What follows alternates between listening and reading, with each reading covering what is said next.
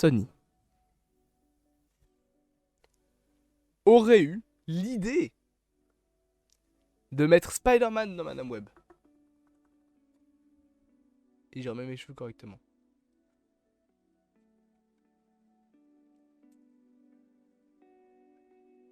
Voilà.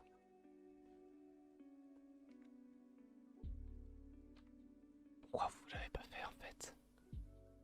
On attend que ça. Mais non, non, c'est vrai que c'est mieux de faire un univers où t'as un film Morbius, mais où t'as pas Spider-Man. Oui. Allez vous faire foutre, Sally. Salut tous amoureux du cinéma, nous allons parler du film Madame Web, car oui... Excusez-moi, j'en perds mon latin. Attendez, je me mute, j'ai toussé.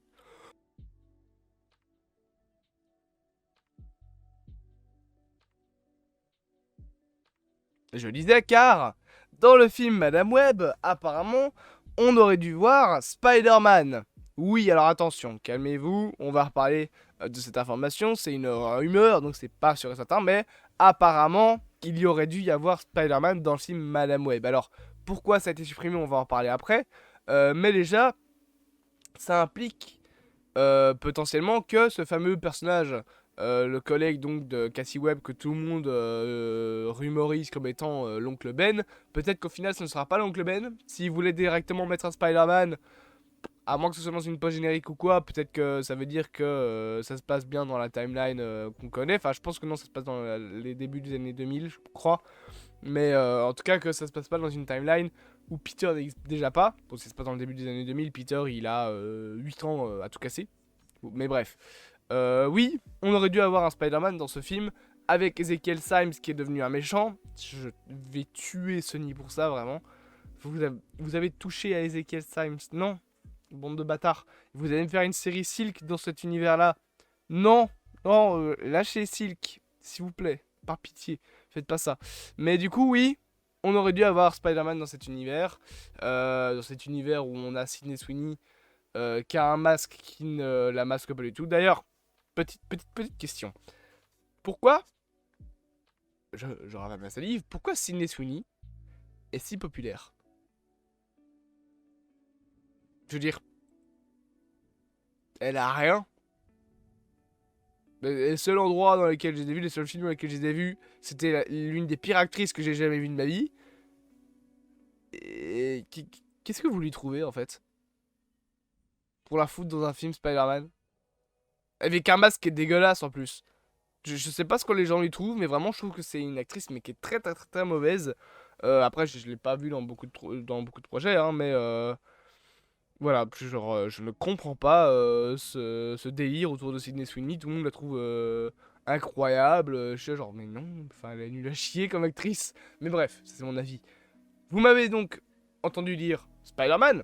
Je vais arrêter de faire durer le suspense. Oui,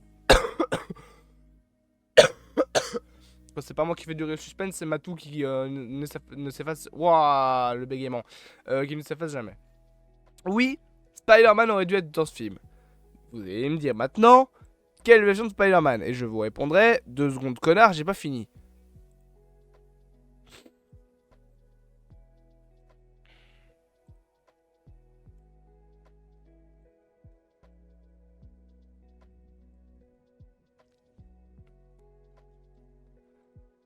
Arrêtez avec Andrew Garfield.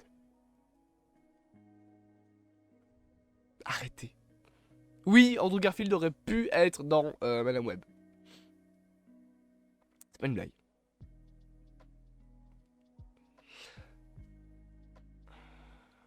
Arrêtez avec Andrew Garfield, ça suffit. Alors, bien évidemment, quand la news a fuité sur Twitter, enfin fuité, quand la news est tombée sur Twitter, t'as tous les gens qui sont revenus genre en mode ouais, c'est sûr, ils préparent un Amazing Spider-Man 3. Non! Putain, rentrez-vous ça dans le crâne, ça n'existera pas, ce film est mort parce que vous l'avez défoncé le jour de sa sortie. C'est comme Spider-Man 4 avec Tobey Maguire. S'il est pas sorti, c'est pourquoi? Parce que vous avez craché sur Spider-Man 3 à l'époque. Arrêtez de retourner vos vestes comme ça, de croire que vous avez toujours aimé les The Amazing. Si le 2 est le dernier film, c'est qu'il y a une raison. C'est pas juste que Sony se sont fait oh non, on préfère reboot. Non, c'est que le film a été décevant au box-office et qu'il s'est fait défoncer. Par les critiques. Et même par les fans en fait. Enfin, pas par les fans, mais par le grand public. Les gens ont défoncé. C'est pas lui, c'est lui. The Amazing à l'époque. Et maintenant, je vois un nombre incalculable de gens retourner leur veste. Pourquoi? Mais juste parce que vous aimez pas Tom Holland et que vous préférez dire que lui est meilleur. Lâchez-le, ce pauvre petit Andrew Garfield. Il a rien demandé, lui. Il ne reviendra pas. À part dans des événements comme Secret Wars. Et même hors de ce côté, arrêtez de le faire revenir. Vous voulez vraiment, lui, dans le même univers que Morbius?